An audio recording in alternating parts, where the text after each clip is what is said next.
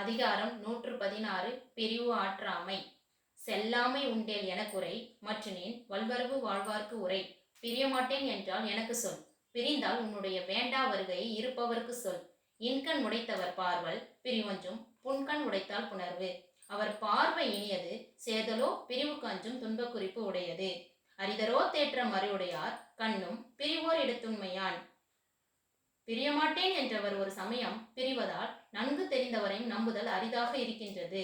அளித்தஞ்சல் என்றவர் நீப்பின் தெளித்த சொல் தேரியார்க்கு உண்டோ தவறு. அனைத்து கலங்காதே என்று கூறியவர் பிரிந்தால் உறுதியை நம்பியவர் மேல் குற்றம் உண்டோ.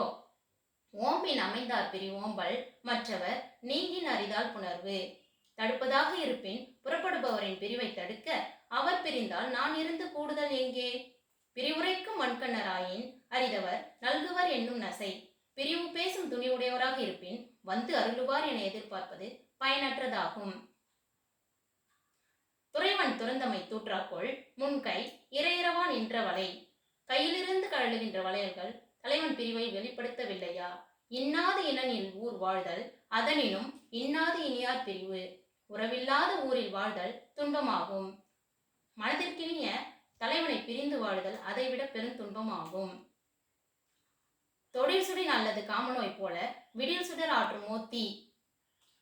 நெருப்பு தொட்டால் சுடும், அதுபோல காமசுரம் விட்டாலும் சுடுமோ. அரிதாற்றி அல்லல் நோய் நீக்கி பிரிவாற்றி பின்னிருந்து வாழ்வார் பலர். பொறுத்தும் துன்பம் நீக்கிக் கொண்டும் பிரிவை தாங்கிக் கொண்டும் அவர் பின்னிருந்து வாழ்வார் பலர்.